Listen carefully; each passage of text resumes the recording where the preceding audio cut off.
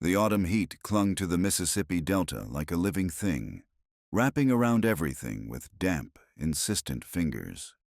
Sarah pressed her face against the rough wooden slats of the wagon, her cheek scraped raw from 3 days of rattling along rutted roads that seemed to lead deeper into a green, primordial darkness.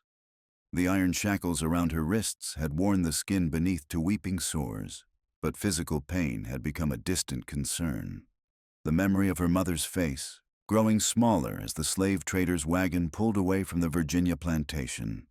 The phantom weight of her younger brother's hand, suddenly torn from hers at the auction block in Charleston. These were the wounds that mattered now. 12 souls occupied the wagon bed, their bodies pressed together in the stifling heat. The air carried the smell of unwashed skin, fear sweat, and the metallic tang of blood from shackles that bit too deep. No one spoke. Speech had been beaten out of them during the journey, first with fists, then with calculated deprivation. Water came rarely, food even less. A young man, barely 18, had cried out in thirst on the second day. The overseer had stopped the wagon, dragged him out, and beaten him senseless with a leather strap studded with metal. The young man still lay unconscious in the corner, his breathing shallow and wet. The landscape had been changing for hours. Cultivated fields gave way to something wilder. Massive cypress trees rose from black water, their roots twisting above the surface like gnarled fingers. Spanish moss hung in thick curtains from every branch, swaying in still air with movement that seemed deliberate. The water itself absorbed light like a hungry mouth, and from its depths came sounds. Splashes too rhythmic to be natural, low groaning that might have been settling wood or something that resented the passage of humans above. The wagon lurched, one wheel dropping into a deep rut. Sarah's head cracked against the wooden side, hard enough to send stars dancing across her vision. When her sight cleared, they had stopped. The driver climbed down with the stiff movements of someone who'd spent too many days on the road. He spat brown saliva onto the ground and walked to the rear of the wagon. The bolt being drawn made Sarah's stomach clench. The doors swung open. Late afternoon light poured in, blinding after the dimness. Sarah squinted, trying to make out shapes beyond. Gradually the world resolved itself, and what she saw made her breath catch. Blackwood crossing plantation stretched before them like something born from fever. The main house stood at the end of a long avenue of live oaks, their branches meeting overhead to form a tunnel of green shadow. 3 stories of white-painted wood and colonial columns, its windows dark and watching. But the land seized Sarah's attention and held it with an iron grip. The fields stretched in every direction, impossibly vast. Row upon row of cotton plants, their white bowls gleaming in slanting sunlight.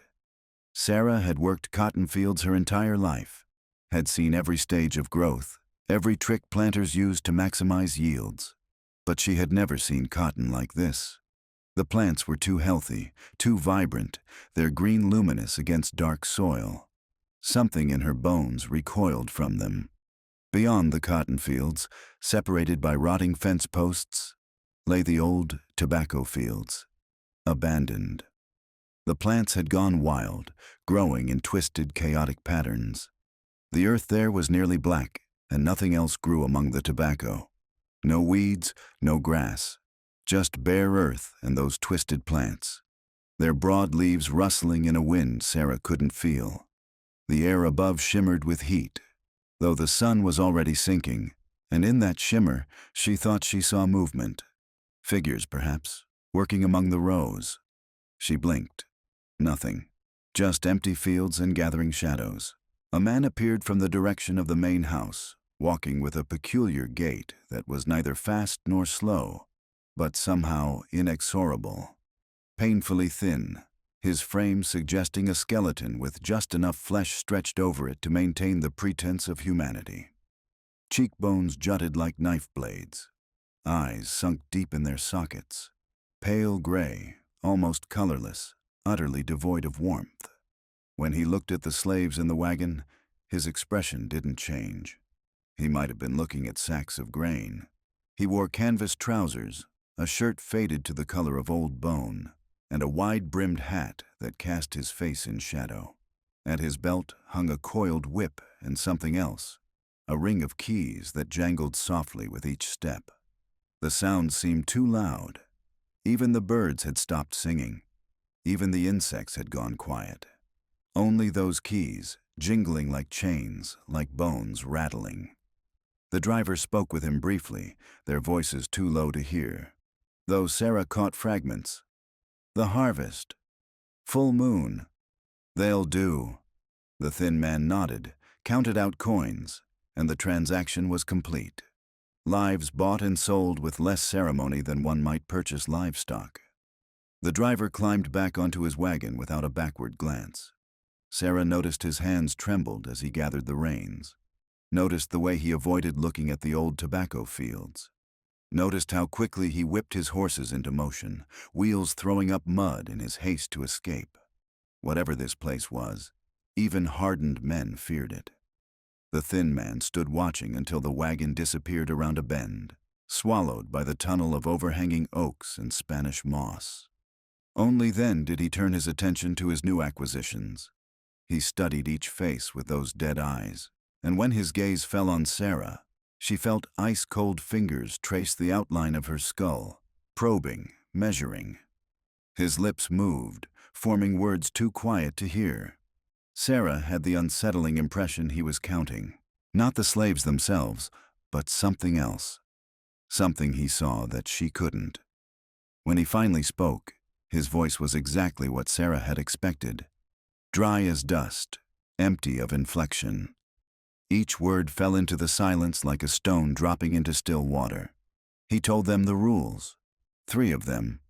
First, never set foot in the old tobacco fields after dark. Never. No matter what they heard, no matter what they saw, no matter who called their names from among those twisted plants. Second, never answer if they heard their voice called from the swamps, even if it sounded like someone they knew, even if it sounded like someone they loved, especially then. Third, never, under any circumstances, enter the root cellar beneath the main house, and if they saw iron chains anywhere on the plantation, leave them untouched and report their location immediately. He didn't explain, didn't threaten punishment. The way he spoke, calm and matter-of-fact, suggested the rules themselves were the punishment, that breaking them would bring consequences far worse than anything he could inflict. Something in his tone suggested he'd seen those consequences unfold, and that some small, withered part of him that still remembered being human almost pitied anyone foolish enough to test them. Sarah wanted to ask why, but the words died before they could form. Something about this place, the quality of the air, the weight of the silence, made speech feel dangerous, like opening a door that should remain forever closed. So she stayed silent. They all did. 12 souls bound in iron, standing in the shadow of a house that loomed like a monument to suffering.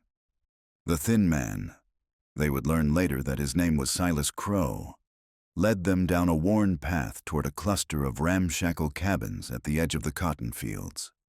Rough structures of weathered wood and rusting tin, roofs patched with whatever materials had been available, windows empty of glass. As they walked, Sarah became aware of eyes watching, not from the main house, not from the fields, but from the cabins themselves. Faces appeared briefly in doorways and windows, then vanished, as if the mere act of looking was forbidden. But in those brief glimpses, Sarah saw something that sent ice down her spine. The faces had a grayish cast, even on the darkest individuals. The eyes were too large, too bright, reflecting the dying light like those of nocturnal animals. And the expressions, blank, empty, as if the people wearing those faces had forgotten how to arrange their features into anything resembling human emotion. One figure didn't vanish. An old woman stood in the doorway of the largest cabin, her frame bent with age, but her posture suggesting strength that had nothing to do with physical power. Her hair was white as cotton, bound up in a faded red cloth, but her eyes were different from the others, alert, aware, fully present in a way the other faces had not been. Those eyes met Sarah's, held them for a long moment, and in that gaze, Sarah saw recognition, not of her specifically, but of what she represented. Fresh meat, new blood, another soul to feed to whatever darkness dwelt here. The old woman's lips moved, forming words Sarah couldn't hear but somehow understood. A warning. Then she stepped back into the shadows and was gone, leaving only the impression of her presence and the cold certainty that she had been trying to communicate something vital. Silas Crow assigned them to cabins without ceremony. Sarah found herself sharing cramped quarters with 3 other women, all strangers. The cabin's interior matched the exterior. Bare earth floor, rough wooden walls that let in wind and rain, a single window with no covering, 4 pallets of straw crawling with insects, a rusted bucket in the corner that served as both wash basin and chamber pot.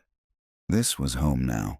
Crow distributed their rations, cornmeal, a bit of salt pork, water in a wooden dipper, and left without another word. The moment his footsteps faded, the other occupants of the cabins began to stir. Doors opened. Figures emerged, moving with that same mechanical quality. They gathered around fire pits, began preparing meager meals, went about the business of survival.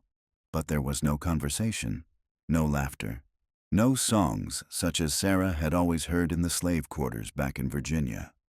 The silence was absolute, broken only by crackling fires and soft sounds of cooking.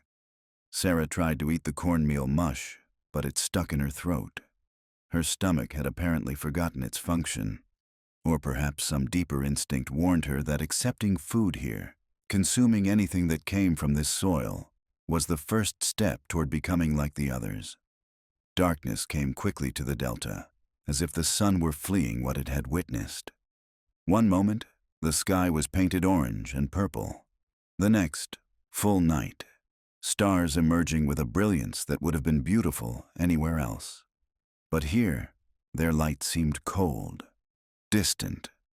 The temperature dropped sharply. Around her, the other slaves retreated into cabins, closing doors, covering windows with scraps of cloth, as if trying to shut out the night itself. Sarah sat on her straw pallet, back against the rough wall, trying to make sense of the day's events.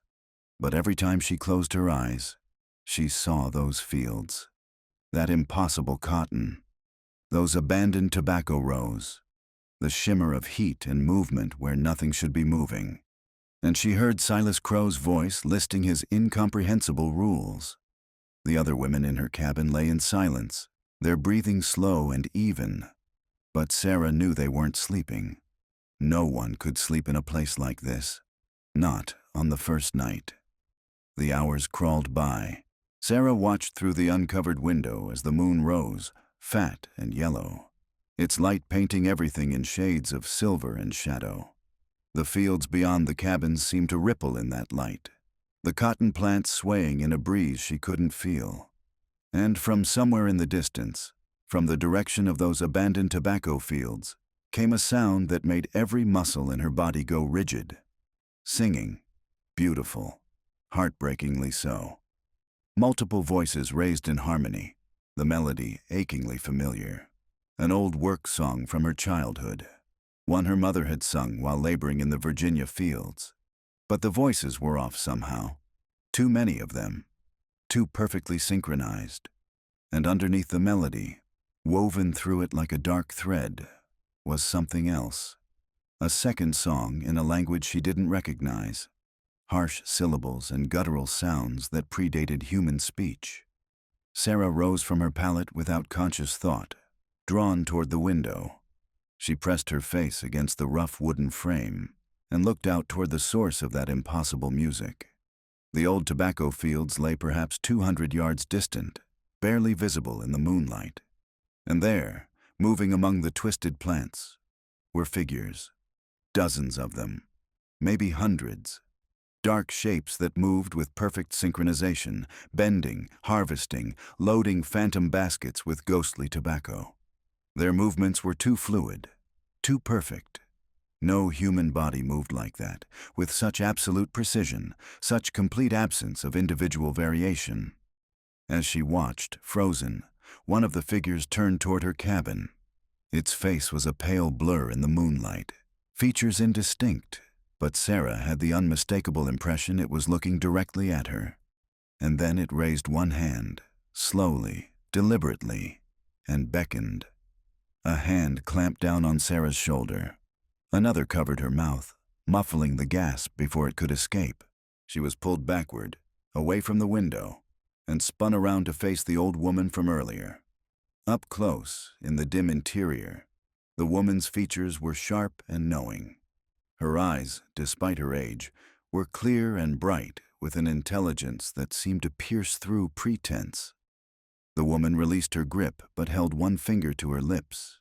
Then she leaned in close, so close Sarah could smell tobacco on her breath, herbs rubbed into her skin, and something else, sage and sulfur and fear.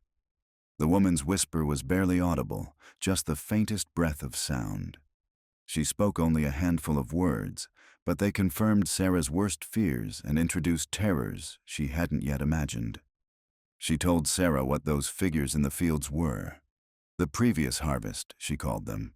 Souls bound to the land, unable to leave, unable to rest, condemned to labor for eternity in service to something that predated the plantation, that had dwelt in these swamps since before human memory. And then she said the words that would haunt Sarah for all the nights to come. Soon, we'll join them. Her eyes were dark wells of ancient knowledge, as if she'd witnessed countless cycles of this horror, and knew with absolute certainty that Sarah was merely the latest in a long line of victims. Then the old woman was gone, slipping out of the cabin as silently as she'd entered. The other women on their pallets hadn't moved, hadn't acknowledged the intrusion. Sarah wondered if they'd even been aware of it, or if they were already too far gone. Sarah forced herself to return to her pallet, to lie down, to close her eyes. But she knew sleep wouldn't come, because now she understood what this place was. This wasn't just a plantation. It was a feeding ground, a trap, a machine designed to consume souls and transform them into eternal laborers for something that was neither God nor devil but something in between, something that had made a covenant with men too greedy and too cruel to care about the consequences. Outside, the singing continued, beautiful and terrible. A siren song calling to her, promising rest, promising belonging, promising an end to pain. All she had to do was walk out into those fields. All she had to do was answer the call.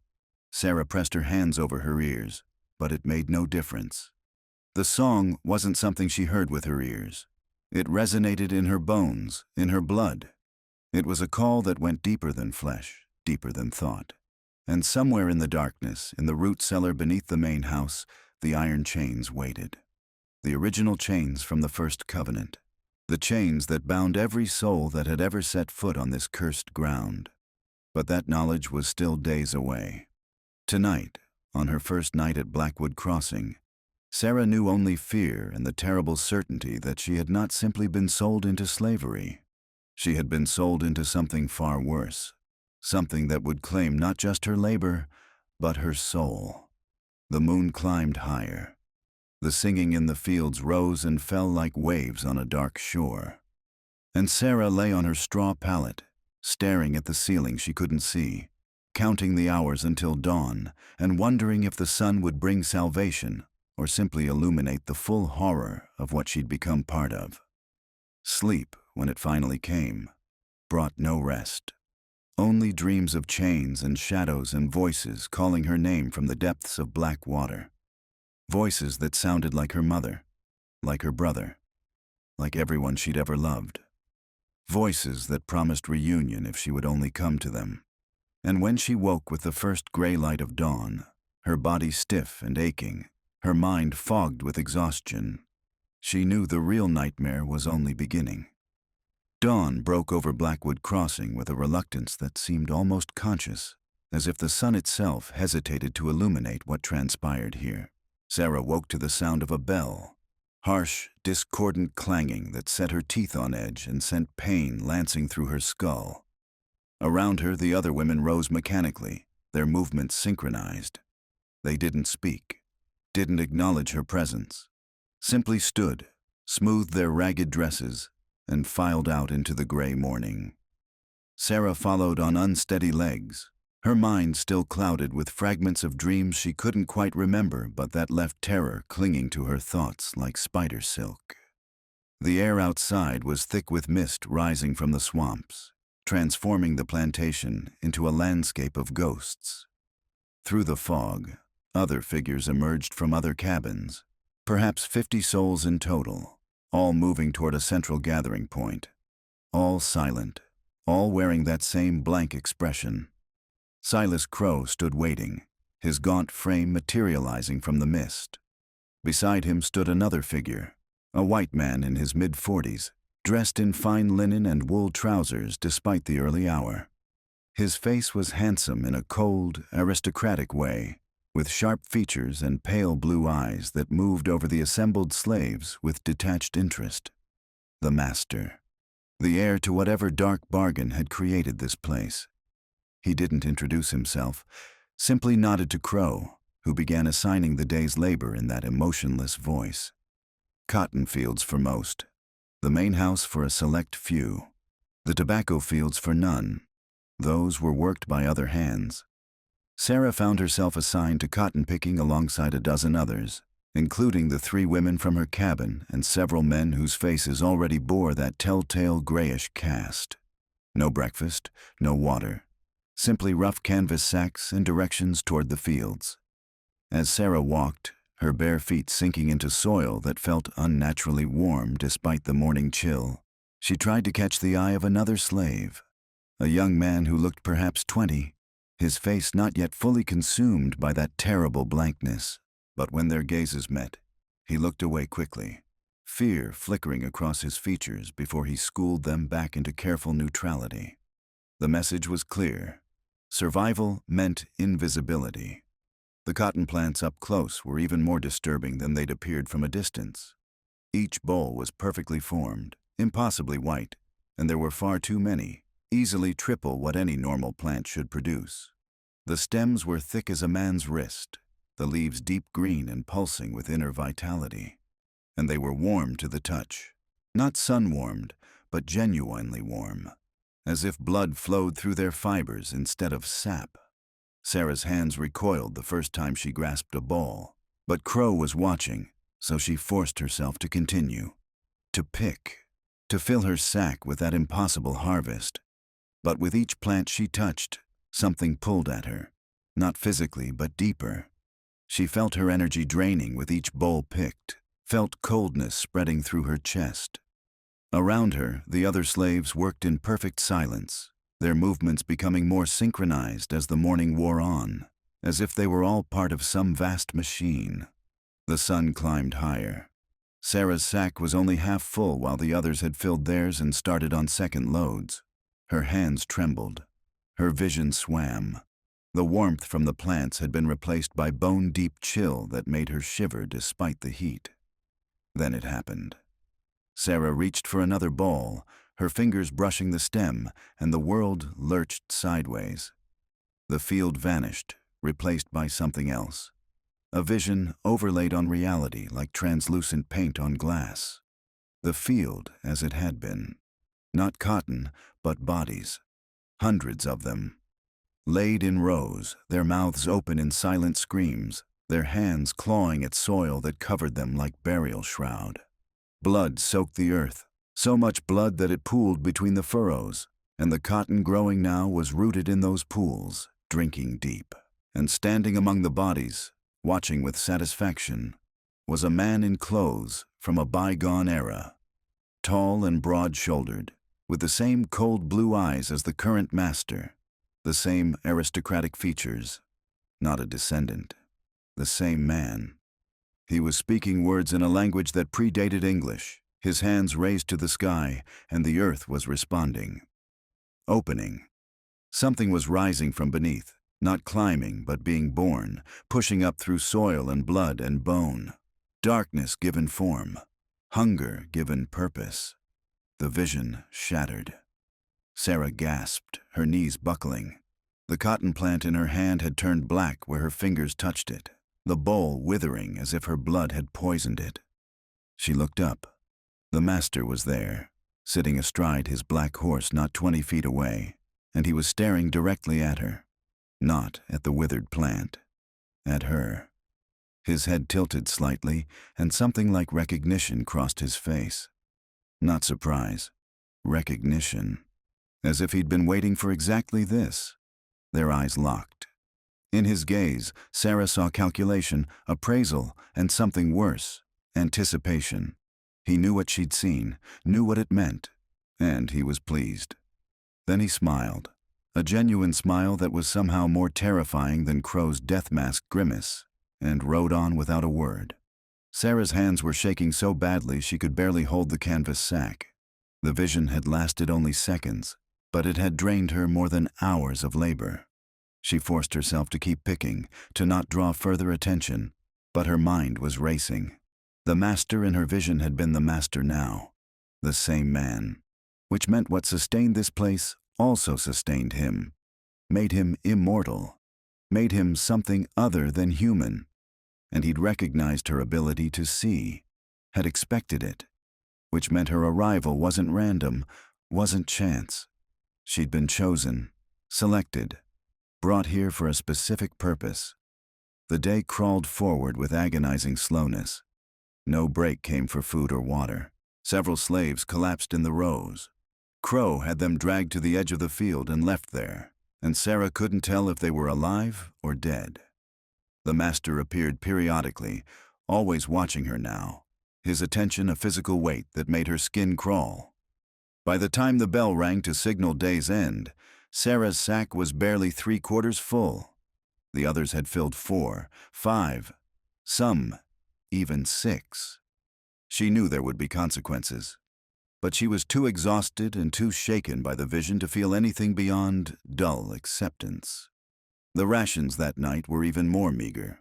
A handful of cornmeal, water that tasted of iron, and something bitter that made her tongue go numb. Sarah forced herself to eat, knowing she needed strength. Around her, the other slaves consumed their portions in silence, their movements automatic, their faces blank. She wondered how long it took before the humanity drained away completely. She didn't have to wait long for what came next. Crow appeared at her cabin door just after full darkness, his lantern casting wild shadows. He didn't speak, simply gestured for her to follow. Sarah's cabin mates didn't react, didn't acknowledge what was happening. They lay on their pallets staring at the ceiling, breathing in perfect unison. Sarah followed Crow through the darkness, her heart hammering, but they didn't go toward the tobacco fields as she'd expected. Instead, Crow led her toward the main house, around its perimeter, to stone steps she hadn't noticed before. Steps that led down, down into the earth, down toward the root cellar she'd been forbidden to enter. The door was heavy oak, reinforced with iron bands. When Crow pulled it open, the smell that wafted out made Sarah's stomach heave. Rot and copper and something ancient. He handed her the lantern. His voice, when he finally spoke, held something new. Not quite emotion, but a shadow of it. He told her the master wanted her to see, wanted her to understand, that her vision in the field had marked her as different, and different meant valuable. That she would go down alone, and what she found there would determine everything. Sarah took the lantern, took a breath that tasted of decay, and descended. The stairs were steep and narrow, the walls weeping moisture. The temperature dropped with each step, not natural cold, but the cold of graves. The lantern light pushed back darkness only a few feet, and beyond its weak circle, Sarah sensed movement. Shapes that retreated from the light, but pressed in from all sides. At the bottom was a chamber, circular, perhaps 20 feet across, with packed earth floor and stone walls. And in the center, illuminated by her trembling lantern, were the chains. They hung from the ceiling on hooks driven deep into stone, hundreds of individual chains all connected to a central ring. Each chain ended in a manacle, and each manacle bore names, not engraved, burned, seared into the metal as if by brand. Sarah stepped closer, her breath coming in short gasps, and began to read. Names in English. Names in African languages she didn't know. Names in French and Spanish and tongues long dead. Hundreds of names, thousands. And there, near the end of one chain, still bright and fresh, were the names of the 12 who'd arrived yesterday, including her own. The lantern flame flickered, and in that flicker, the chamber changed. The chains began to move, swaying despite the absence of breeze, and from each manacle came a sound. Voices, whispers, thousands of them, overlapping, creating a cacophony of suffering that made Sarah's ears ring and her teeth ache. She stumbled backward, and her hand touched the earthen floor. The moment her skin made contact with the soil, everything stopped. The whispers cut off. The chains froze mid-sway, and into the absolute silence came a single voice, not from the chains, but from beneath, from the earth itself. It spoke in her bones rather than her ears, bypassing language entirely to plant understanding directly into her mind. And what it communicated was far worse than any words could convey. Sarah saw flashes, fragments. The first Cornelius Blackwood, desperate and ruined, venturing deep into the swamps. Something waiting there, something that had dwelt in this place since before humans walked upright. An exchange, a covenant written in blood and iron. 7 souls to seal it. 7 murders performed in this very chamber, their blood mixing with the earth, their chains forged from iron that had already known bondage. And the land responding, flowering, producing impossible yields. But the cost, every soul that died here remained, bound, trapped, forced to continue laboring in a space between life and death, feeding the hunger that sustained the covenant. The voice showed her the master as he truly was. Cornelius Blackwood still, preserved by the same force that sustained the land. He renewed the covenant each generation with fresh blood, fresh souls, keeping the hunger sated and his immortality intact. And then it showed her why she was here. The covenant was weakening. The old blood was losing potency. The master needed something new, someone with sensitivity to the old ways, whose blood carried traces of something the previous sacrifices had lacked. African soil, African spirits, a connection to powers that predated even the thing beneath Blackwood Crossing. Sarah's blood, spilled on the cotton, had proven what he suspected.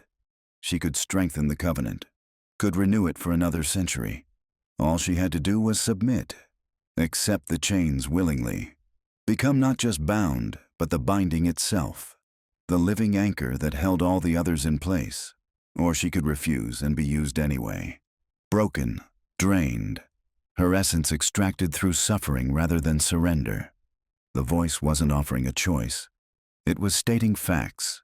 Either path led to the same end.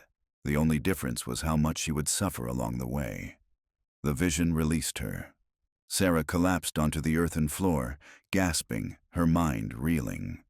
The chains swayed gently, and in their swaying she heard those thousands of voices again, crying out in languages living and dead, begging for release that would never come. She didn't know how long she lay there. Minutes, hours. Time felt different in this place, as if the chamber existed slightly out of phase with the world above. Eventually she found the strength to stand, to retrieve the lantern, to climb the stairs on trembling legs. Crow was waiting at the top, exactly where she'd left him, but he wasn't alone. The master stood beside him, dressed in fine evening clothes now, as if he'd just come from dinner. He studied her face with those cold blue eyes, reading her expression like text. When he spoke, his voice was cultured, educated, with soft southern drawl. He asked her what she'd seen, what she'd learned. His tone was conversational, almost friendly. Sarah wanted to spit in his face, wanted to claw at those eyes. But she'd seen the chains, seen the names, knew that resistance would accomplish nothing but her own destruction. So instead, she made a gamble. She told him she'd seen everything, understood everything, but that she needed proof the covenant was real. That the bound souls truly existed and weren't just fever dreams induced by exhaustion and fear. She needed to see them, to speak with them if possible, to know with absolute certainty what awaited her. It was a desperate ploy to buy time, but she delivered it with conviction, meeting his gaze steadily despite the terror crawling up her spine. The master studied her for a long moment. Then, to her surprise, he laughed, a genuine sound of amusement that was somehow more chilling than anything that had come before. He told her she was clever, that most simply broke when shown the chains, became pliant and accepting. But she was fighting still, trying to find an angle, a weakness. He appreciated that. It would make her sacrifice more potent when it finally came. And because he appreciated it, he would grant her request. Tonight, when the moon rose, she would join the bound souls in the tobacco fields, would experience what they experienced, would know their existence from the inside. And tomorrow, she would return and tell him what she'd learned. They would repeat this for 6 more nights, 7 in total. And at the end, she would make her choice with full knowledge of what both paths entailed. But there was a condition. Each night she spent with the bound souls would leave a mark, would pull her closer to their state. By the 7th night, the choice might make itself. The longer she waited, the less human she would be. He was giving her time, but making that time itself a torture. A slow transformation that would either break her resistance or complete it. Sarah understood the trap, but had no choice except to spring it. She nodded her acceptance. Crow escorted her not back to her cabin, but to the edge of the old tobacco fields. The moon was rising, fat and yellow, and in its light Sarah could see the figures clearly now. Dozens of them, hundreds, moving among the twisted plants with mechanical precision, harvesting phantom crops that existed in some space between worlds. Crow told her to walk into the field, to let them see her, to let them touch her. Only then would she understand. Sarah's legs felt like water, but she forced them to move, forced herself to step past the boundary marked by rotting fence posts, forced herself to walk among the bound souls. The moment she crossed that threshold, the world changed.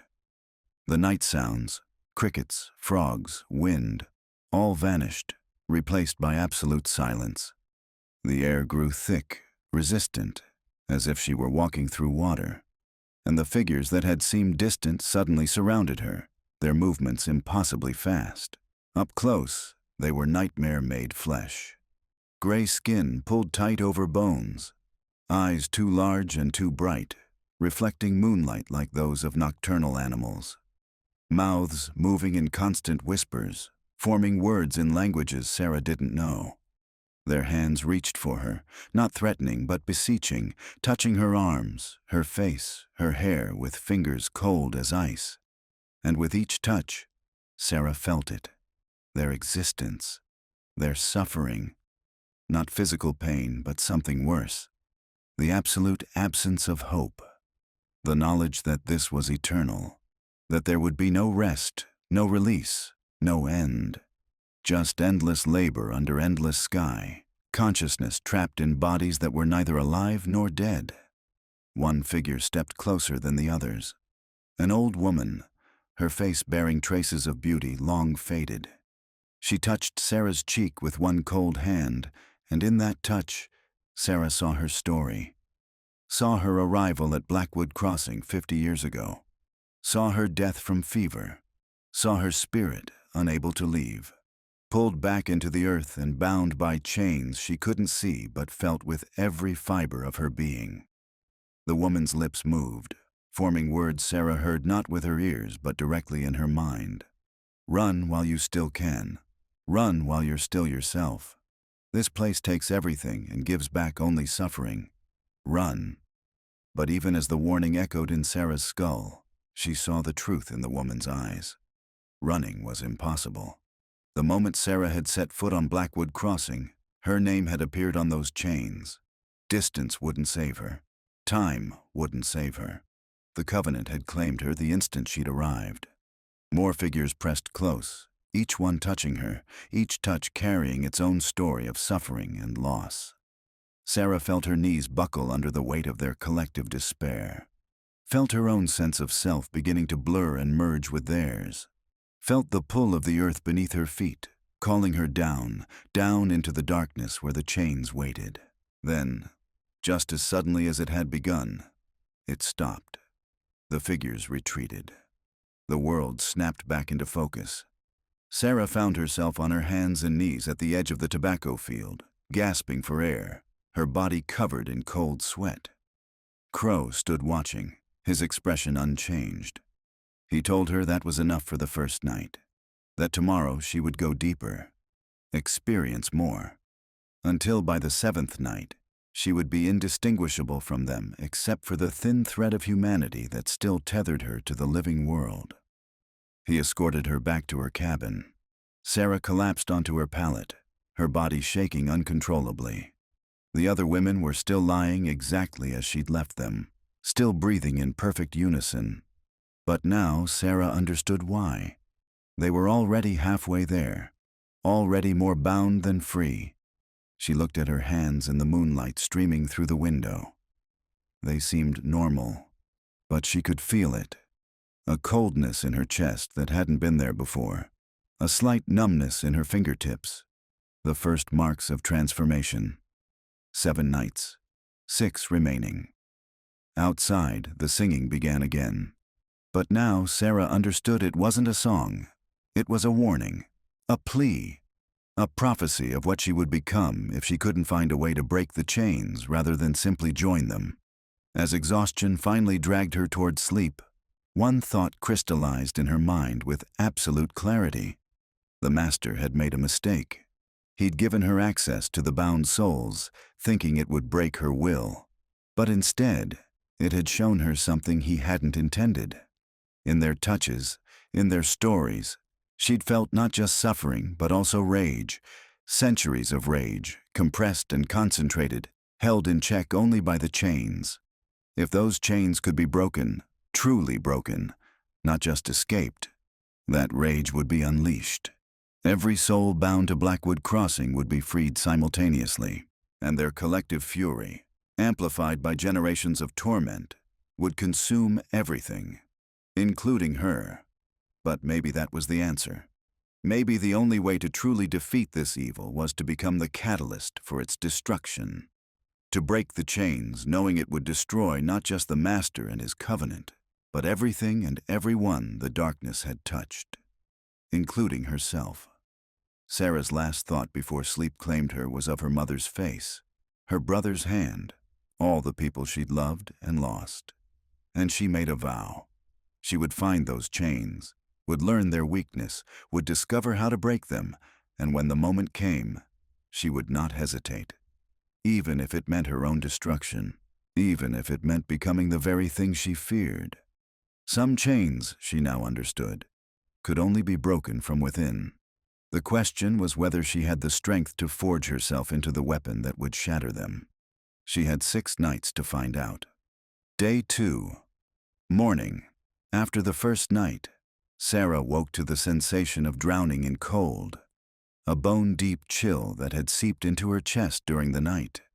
Her hands clutched at her throat, expecting phantom chains from her dreams. But there was only unmarked skin. The other women in the cabin were already standing, moving with eerie synchronization. They filed out without speaking, without acknowledging her existence. Sarah held up her hands in the dim light. They looked normal, but when she flexed them, the movement felt wrong.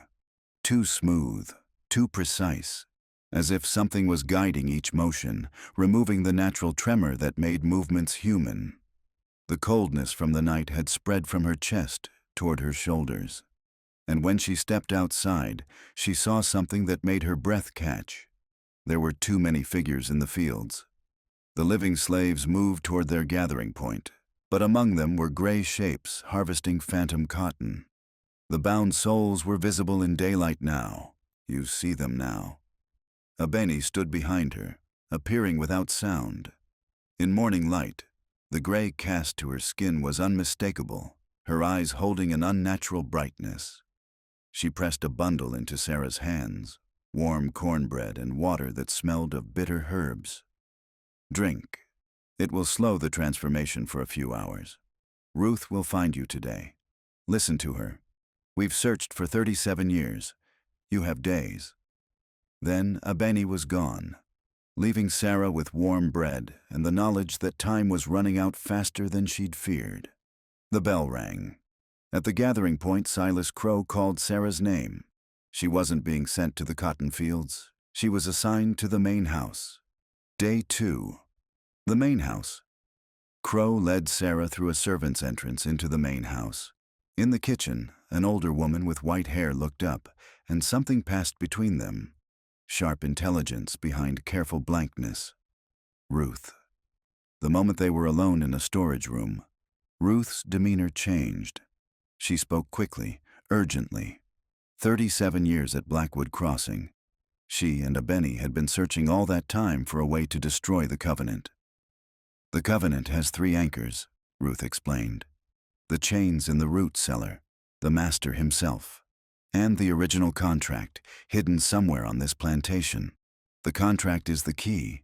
If we can find it and destroy it, the Covenant unravels.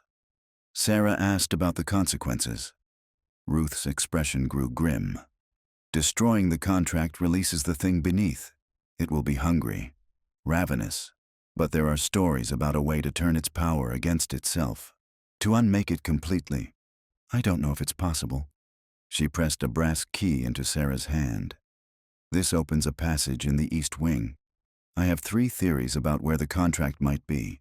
First, beneath the house foundation, in crawl spaces I couldn't fully explore. Second, the family crypt. Third, the swamp where Blackwood first made his bargain. Abeni believes it's the swamp. I always thought the foundation. Ruth gripped Sarah's shoulders. You have 6 nights before the transformation makes resistance impossible. 6 nights to find the contract and decide what to do with it.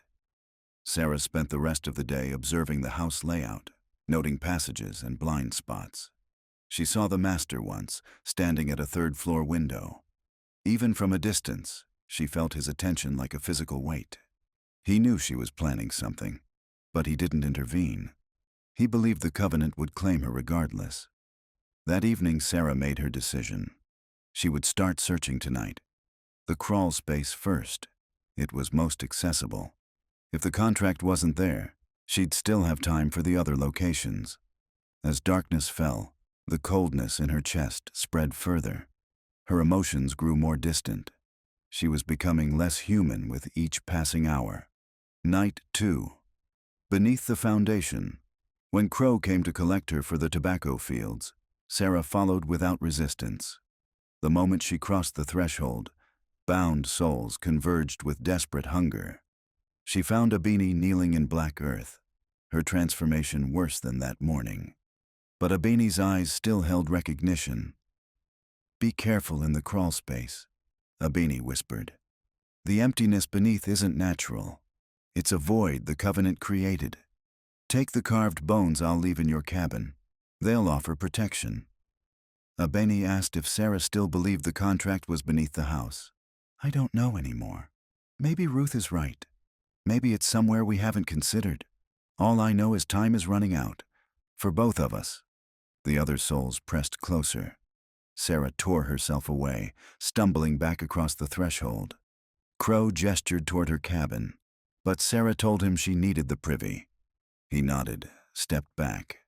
Sarah ran, toward the main house, toward the East Wing door.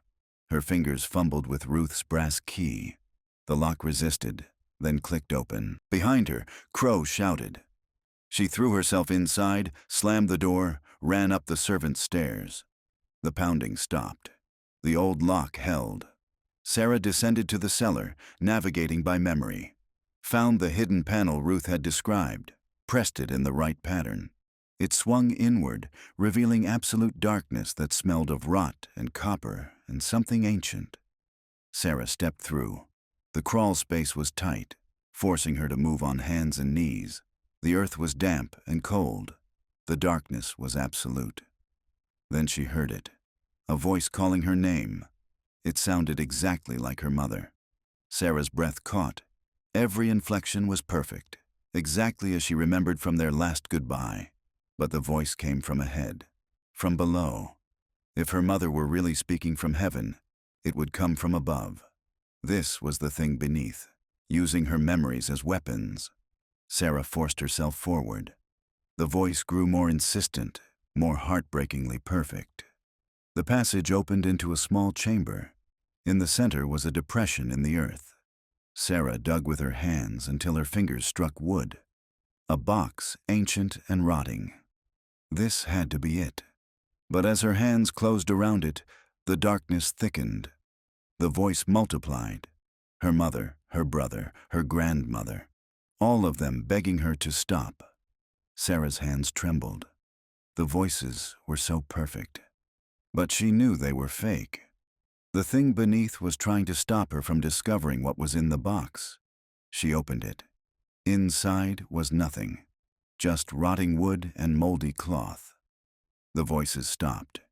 Into the silence came inhuman laughter. "You've wasted precious time. Ruth was wrong. The contract was never here."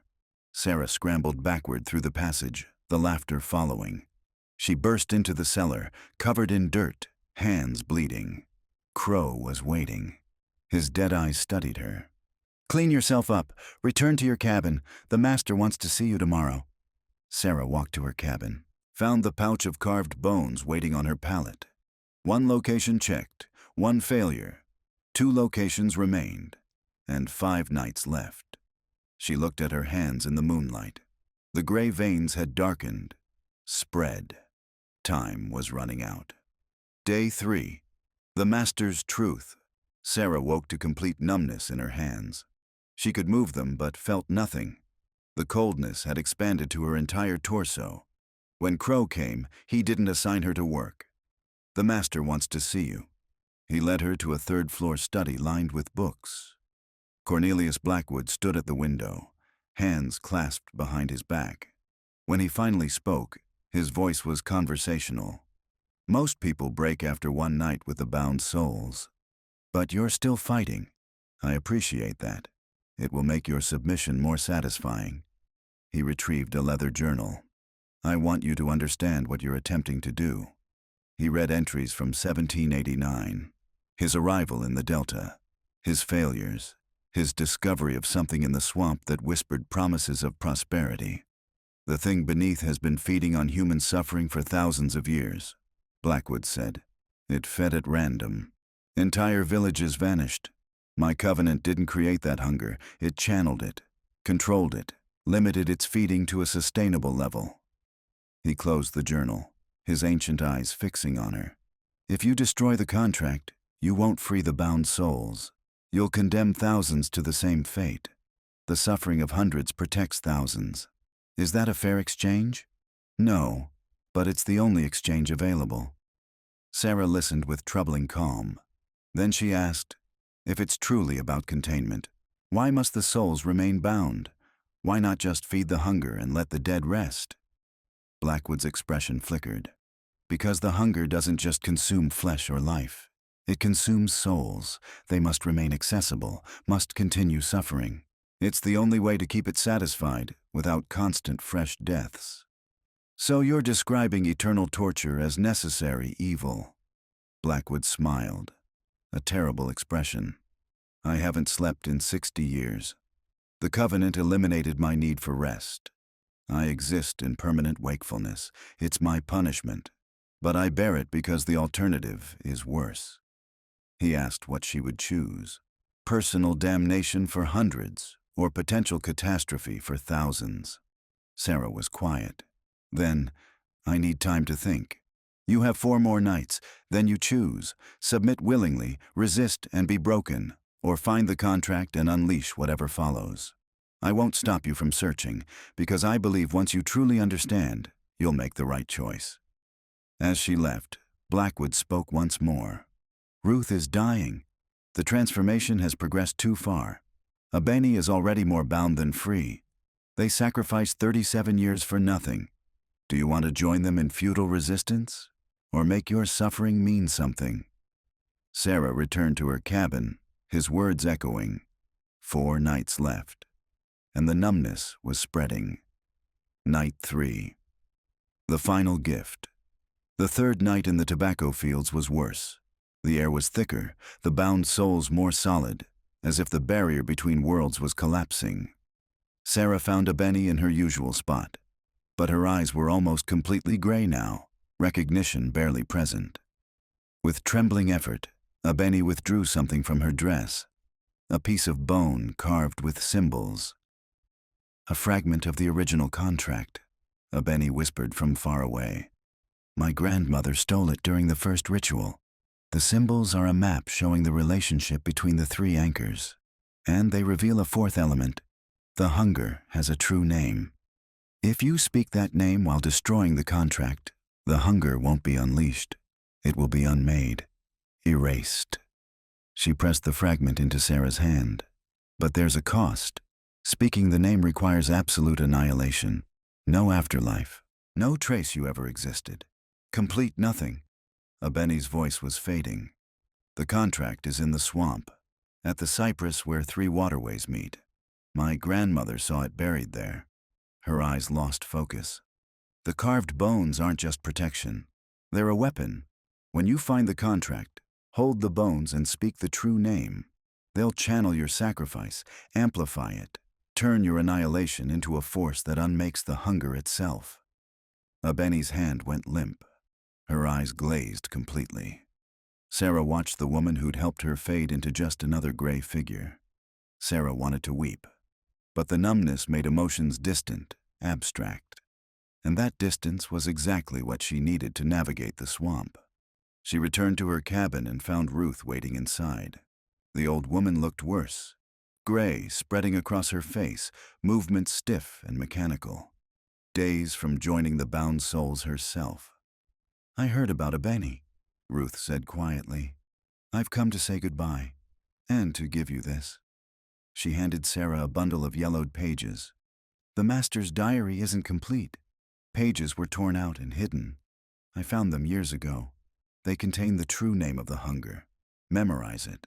Practice speaking it until the syllables come naturally, even though they'll burn your tongue. Ruth's eyes were wet. I wish I could be the one to make the sacrifice, but I'm too far gone. The swamp's illusions would claim me. So it has to be you. She gripped Sarah's hands. It's been an honor. You have courage Abeni and I could only dream of. Your willingness to become nothing so others can be freed. That's the most human thing I've ever witnessed. Ruth left. Sarah spent the night memorizing the true name, practicing syllables that scraped her throat like broken glass. By morning, she could speak the name without looking, could form the sounds despite the pain, and the numbness had spread further, claiming more of her chest and arms. She would attempt the swamp tomorrow night, before the numbness claimed everything, before she forgot why any of it mattered. Day 4. The last preparation. Sarah woke unable to feel her arms below the elbows. The coldness encompassed her entire torso. The gray veins had become almost black. Her eyes had changed, whites developing a grayish tint, irises larger and more reflective. She studied her reflection and tried to remember what she'd looked like before. But the memories were distant, faded. The numbness was erasing her past, her identity, everything that made her Sarah. Tonight. She would attempt the swamp tonight, while she still had enough humanity to remember why she was fighting. She went through the day mechanically. In the cotton fields, her hands worked with perfect efficiency. Too perfect. She was moving like the bound souls now. She saw Ruth working nearby, almost completely gray, movements jerky. Their eyes met across the field. Ruth raised one hand, farewell or blessing or acknowledgement. Then she returned to picking, and Sarah knew it was the last time they'd see each other. Sarah wanted to feel something, but the emotions wouldn't come. The numbness made it easier to do what needed to be done, easier to walk toward oblivion without hesitation. That evening she prepared, retrieved the carved bones, the bone fragment, the diary pages, tucked them securely into her dress. and waited for Crow. She felt nothing. No fear, no doubt, no regret, just calm certainty. The numbness had prepared her perfectly. She was ready. Night 4. Into the swamp. When Crow came, Sarah followed to the tobacco fields as always, crossed the threshold, let the bound souls converge. Then she ran back, crossed the threshold before Crow could react, and kept running, toward the swamp's edge. Behind her, shouts, boots pounding, the alarm raised. But Sarah ran without tiring, her transformed body moving with mechanical efficiency. She plunged into black water, pushed through cypress trees and hanging moss. The whispers began immediately. Her mother's voice, her brother's, her grandmother's, all begging her to turn back. But the numbness protected her. The voices couldn't grip her. She pressed forward through chest-deep water, following the sound of converging currents. Lights appeared in the distance. As they drew closer, Sarah realized they weren't lanterns. They were glowing eyes attached to shapes moving through the water. The guardians of the swamp. The carved bones grew hot against her skin. The glowing eyes stopped advancing, held back by the bones' protection. But they were herding her, trying to drive her away, which meant she was heading in the right direction. Sarah stopped, listened, heard water moving in multiple directions. The convergence. She turned toward the sound and pushed forward. The water grew shallower. The trees thinned. Ahead, a clearing. 3 waterways meeting. And in the center, a cypress tree so massive it seemed to hold up the sky. Sarah pulled herself onto the small island at its base. At the tree's roots was a depression in the earth. Behind her, splashing. The glowing eyes had followed, closing in. The bones' protection was weakening. Sarah began to dig, tearing through mud and roots until her fingers struck iron. An iron box banded with symbols that made her eyes water. She pulled it free, and the moment it left the earth, everything changed. The swamp went silent. Absolutely silent. And from beneath came a sound felt in bones rather than heard. Immense hunger stirring. Chains rattling miles away. Footsteps behind her. Crow emerged from the swamp. Behind him, moving with inhuman speed, was Cornelius Blackwood. The master's face twisted with real fear. "Stop! Put it down! Listen!" But Sarah was already opening the box. Blackwood's voice grew desperate. "Everything I told you was true. The covenant is containment. Destroying it releases the hunger completely. Thousands will die. The suffering of the bound souls is a price paid to protect countless others." Sarah's hands hesitated. She asked if there was any other way. Blackwood was silent. Then, if someone could speak the hunger's true name while destroying the contract. If someone could make the ultimate sacrifice, complete annihilation, the hunger might be unmade rather than released. But I don't know if it works. If it fails, the result would be worse than simple release. Sarah told him she knew the true name, had the diary pages, understood the cost. Blackwood went pale. Complete annihilation means no heaven, no hell, no memory. Everyone who knew you will forget. Your mother won't remember having a daughter. You'll be erased so thoroughly it will be as if you were never born. Sarah looked at the box, at Blackwood's desperate face, at the distant plantation where hundreds labored in eternal suffering. She'd already paid the price. The transformation had taken everything. Her ability to feel, remember, care. Becoming completely nothing wasn't much further to fall. And if her annihilation could free even one soul, it was worth it. She opened the box completely. Inside, a piece of bone carved with 2 names, one in English, Cornelius Blackwood, one in symbols that predated human speech, the true name of the hunger. Sarah lifted the bone, retrieved the carved bones from her dress, felt them grow burning hot. Blackwood was running toward her, hand outstretched. Sarah raised the bone above her head and spoke the true name. The syllables tore at her throat, made her tongue bleed. But she spoke them clearly, without hesitation, and brought the bone down against the cypress root. It shattered. The unraveling. The world stopped. Sound ceased. Light vanished. Reality held its breath. The hunger rose from beneath, vast, terrible, unfurling like a flower of darkness. It touched the broken covenant first. Where it touched, things ceased to exist. Blackwood screamed silently, then simply wasn't there. Erased. The hunger spread outward. Sarah felt it pass through her, stripping away everything, memories, thoughts, identity. But the carved bones in her hand ignited with impossible light. Not trying to save her, but channeling her annihilation, amplifying it. The light spoke to the hunger in a language older than creation, told it that its time was over. The hunger tried to retreat, but the light pursued. They met and merged and annihilated each other in mutual destruction.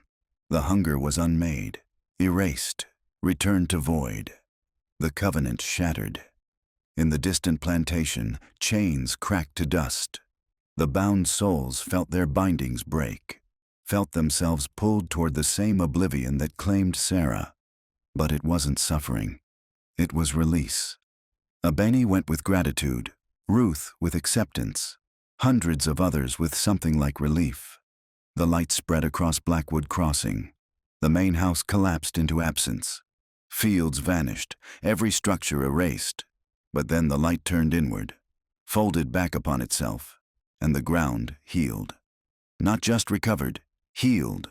The corruption purged. New growth began. Grass, flowers, life. The transformation spread outward in widening circles. Everything the covenant touched was cleansed. And at the center, where the cypress had stood, a new tree began to grow. A monument to what had happened here, though no one would remember what it marked. Sarah's annihilation had been complete. She had become nothing, and in becoming nothing, she had saved everyone. Epilogue. 3 years later, the surveyor arrived in autumn 1856 to assess the former Blackwood property. According to records, there should be a plantation here, but he found nothing. Just empty land with young growth, healthy soil, good water, prime property for development. He made notes, sketched a map, recommended it for sale. That night, camped near the swamp, he heard singing. Beautiful, mournful, in a language he didn't recognize. Multiple voices carrying a melody of suffering ended and freedom found. Just the wind, he told himself. Just imagination. But part of him knew it was something else. The voices of the freed, still grateful, still remembering. Even if no one else could. The property was sold. A lumber mill was built. A town grew.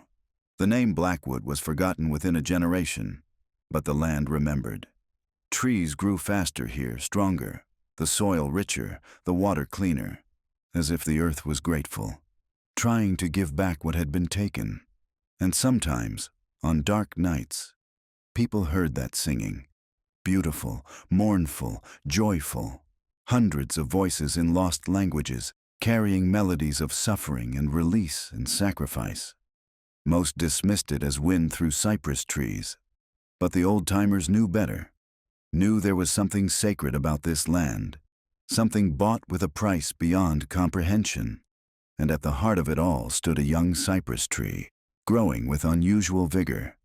Its roots ran deep, as if standing guard, protecting the place where a girl named Sarah, though no one remembered her name, her face, that she'd ever existed, had chosen to become nothing so hundreds could be free. The tree stood as a monument to a sacrifice no one remembered, a memorial to courage that left no trace. The wind moved through its branches, carrying something that might have been words, or gratitude, or the last echo of hundreds of voices singing freedom before fading into eternal rest. The tree stood. The land healed. The world moved on.